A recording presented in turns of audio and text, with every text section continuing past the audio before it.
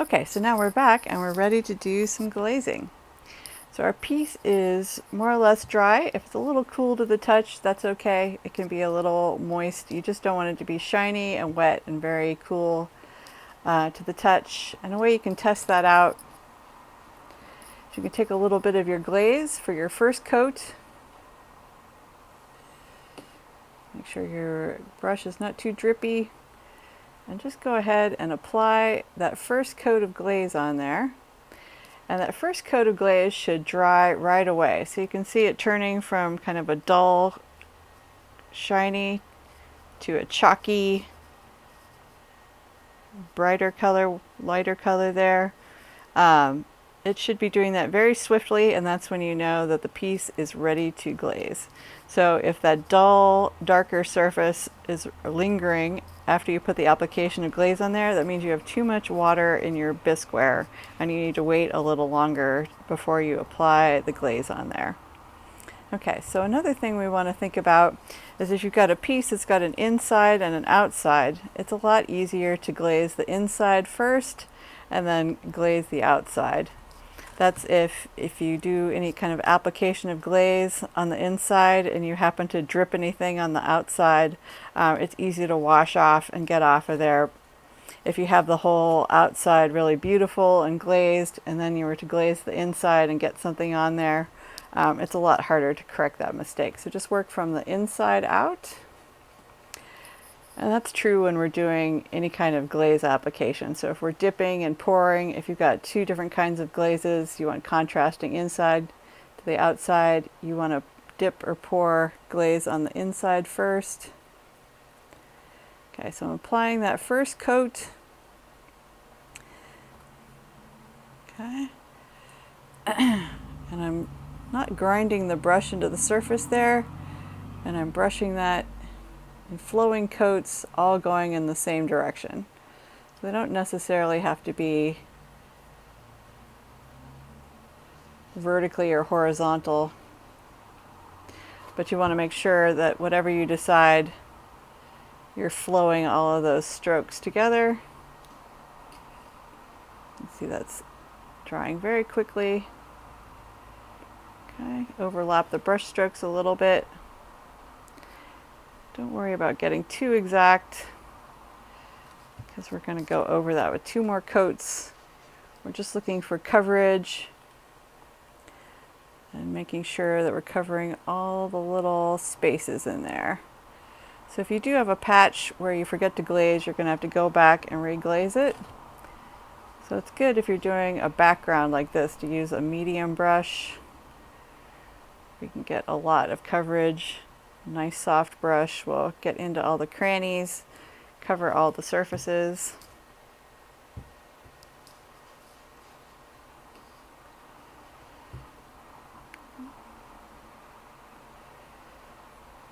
This brush I'm using is a round watercolor brush. Make sure you're in a well-lit area because you can see the contrast. Sometimes it's difficult to see if you've got a lighter color glaze on a lighter color bisque. You won't be able to see as well where you left some spots. But you can, if you've got a well-lit area, make sure that you get back in there and cover the spots you missed.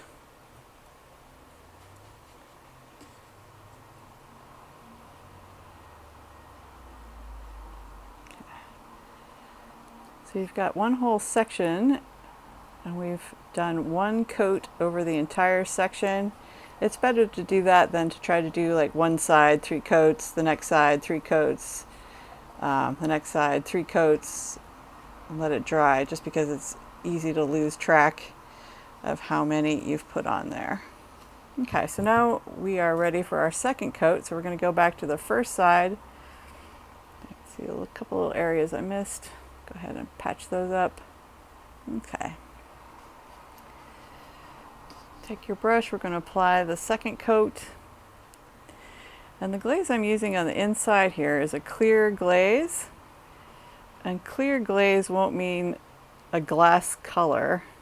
Sometimes people think clear means something like a clear plastic glass.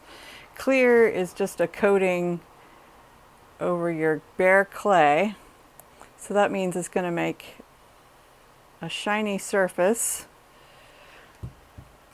with the surface of your clay. So this clay, when it fires, gets kind of a toasty light brown color. So that means that this clear glaze will make it look like a toasty, shiny, light brown color when it's fired. So your clear glaze is always going to enhance what you've got underneath of it. Okay. You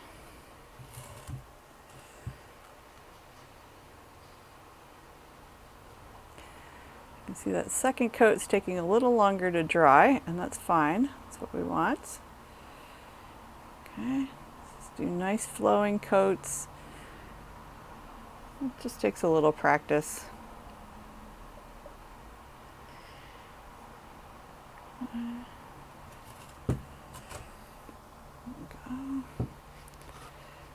Our fourth inside side here.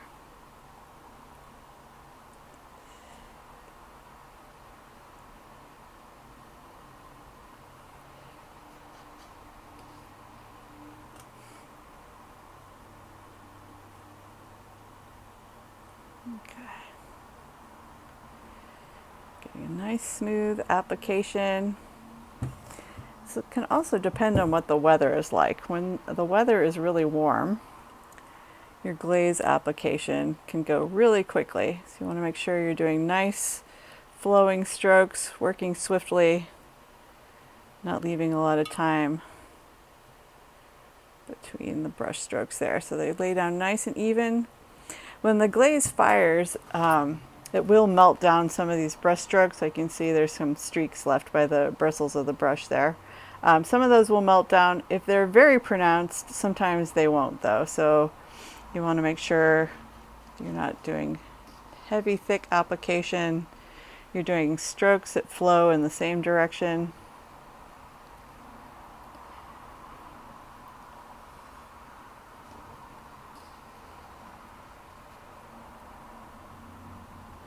Okay, so this is our third coat.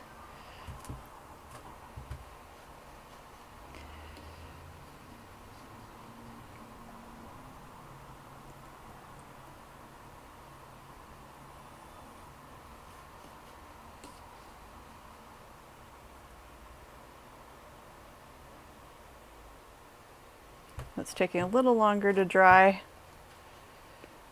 We're getting a nice even coating over the surface of our glaze here. Okay. Even with the clear glaze, you want to make sure you get 3 even coats, just so it goes on nice and even when it fires and you don't have a lot of patchy, dry looking bald spots when it comes out of the kiln. Sometimes you can just brush on a little bit to enhance certain areas, and that's okay. But if you want a full coverage of a section inside of something, especially if it's going to be functional, you want to make sure you get those 3 even coats on there. Finish up the bottom. I'm keeping all those brush strokes moving in the same direction so we don't get a weird kind of crisscross shape. That would create kind of a weird cross-grained look when it fires. Okay, good, okay. So we're going to wash our brush. Let the inside dry a little bit before you move to the outside. And that would give the glaze on the inside a chance to bond with the bisque. And it's less likely to peel away or delaminate. Sometimes if you try to apply a lot of glaze, really wet glaze, to the entire section, especially of larger pieces, with smaller pieces it's probably not as critical, but something that can absorb a lot of water, if you were to dip the whole thing into one big bucket of glaze all at once, it would be so overwhelmed and oversaturated with water, it can cause that glaze to just not adhere and bond with the bisque and peel away. So it's best to take your time. I know a lot of people, this side of the process is a little tedious. I know it is for me. So the temptation is to hurry through it, but really once the glaze is bonded onto your piece, there's really no sanding it. Glazing over glaze can be very difficult and unpredictable. You can do little reglazes in some areas if you miss patches, but generally you just want to make sure that you get it pretty close to right the first time and you don't have to do a lot of corrections in second and third firings.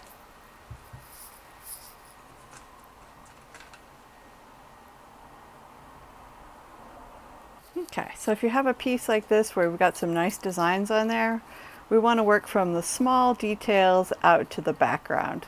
And that's again, so we don't paint the entire background and then attempt to do like line work or little details with a contrasting color and get it onto our already nicely painted background there. So we're going to start, especially with a piece like this, start from kind of the middle out, or from your smallest details to your largest details. So in this case, my smallest details are actually these lines and little elements like this hole here, this hole here, this little knob here. So let us first address our line work. So we've got two different thicknesses of line here. So that'll be interesting. So we can see how glaze application can affect that. And so what I'm going to do is I'm going to use a darker contrasting color and then put a light background for the contrast on the background there. So I'm going to get my Cornwall black glaze. I'm going to get my Cornwall black glaze. And I've got a nice clean sponge and my water here. So I can show you a trick. Okay. Sometimes when people try to do line work, they just take a brush and they just kind of painfully try to stay in the lines there. That can be a little frustrating because your brush won't always 100% stay in the line there. Okay, but what you can do is we can apply it first, just roughly in the section where we want that line color to be.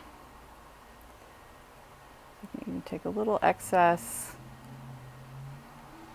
and just paint it on where the line is going to be there. Okay, so then I can take my sponge, get a little water on there. It doesn't need to be too sloppy wet, just kind of moisten it. And then in one direction, just don't have to grind the sponge too hard. Just right over the surface of the bisque there. And that will leave your glaze just inside the lines where you want it to be. So if you do have a little excess staining, you just come in, kind of spot clean those areas. Okay? Don't sponge out too much because you don't want to sponge all of the glaze out of your line there. Okay, so I'm going to do the same thing with that thicker line. I'm just taking a small brush. Okay.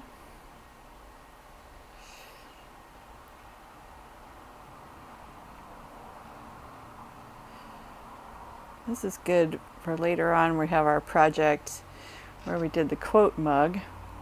This is a really good way to glaze lettering if you want the lettering to be contrasted from the background color. And you don't want to just tediously paint and try to stay in the lines of your lettering. Okay. So in cases like this where the glaze is just going to pool inside the lines here, you don't necessarily have to have 3 coats. I'm just going to go over it a little bit again because the glaze is going to sort of congeal and pool in these little areas, especially with a darker color. It will show up even without 3 even coats. So again, we're going to take our sponge and make sure you clean your sponge in between spongings. Sometimes people try to do this with a dirty sponge and it just reapplies the glaze all over the surface of your piece and doesn't just leave it in the lines. So I am going to take this and just, oh, look at that. Okay. Have a little too much water in there. Okay, so we can go back and apply our glaze. Okay, so if you press too hard, it will take the glaze out of your lines, but if you brush nice and gentle, it'll leave the glaze in there.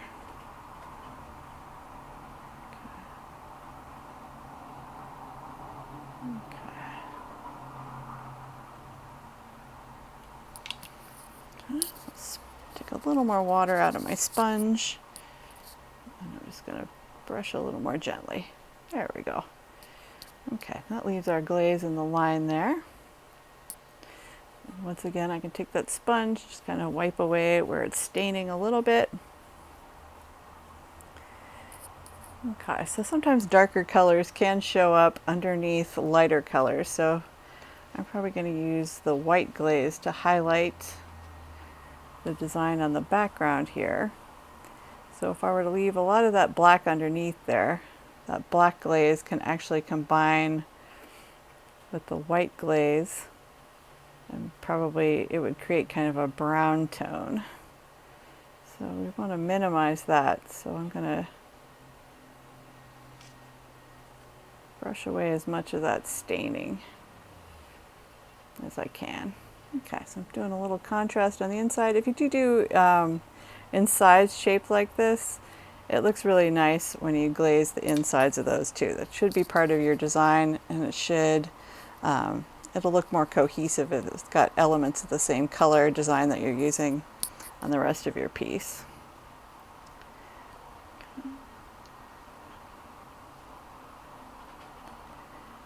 Go.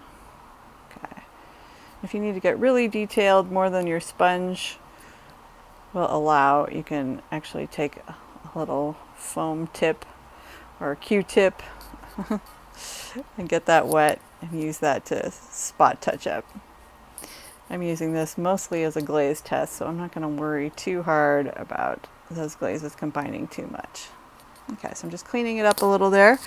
We're going to let that dry, so if you do sponge technique like this, you want to make sure that the surface dries out a little, just like we did when we were rinsing it.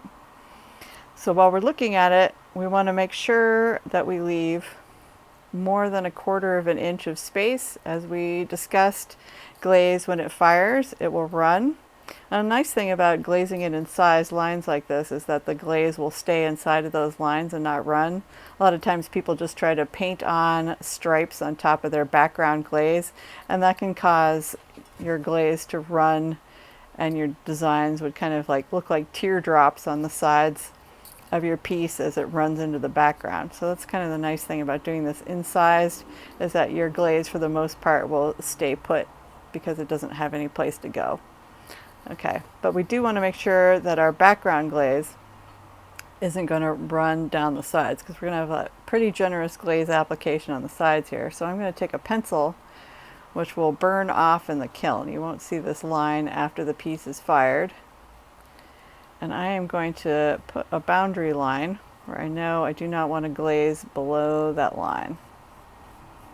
Okay. Okay.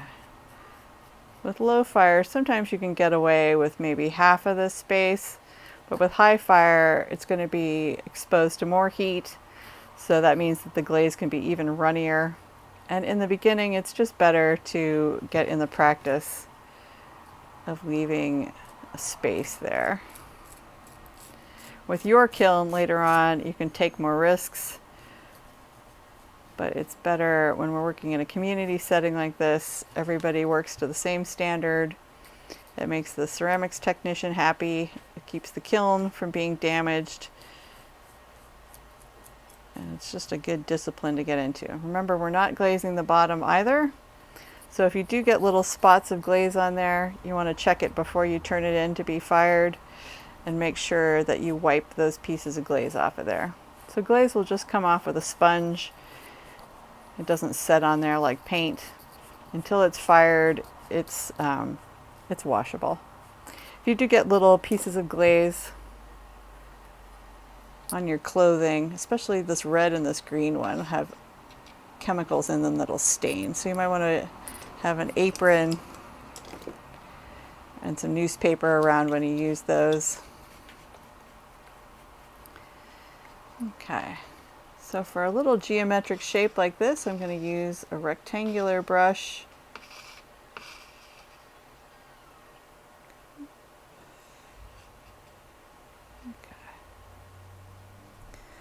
So you can use something with a nice angle like this. Just run the strokes in one direction, working longwise against those lines that I drew.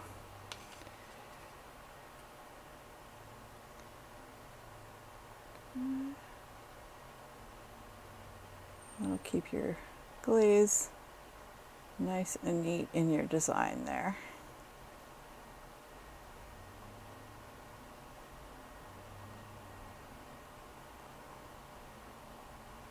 Okay.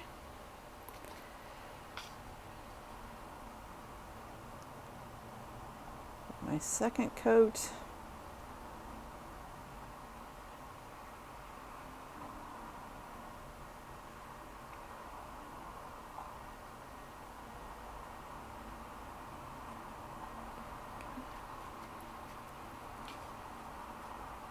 Come back in and do my third coat here.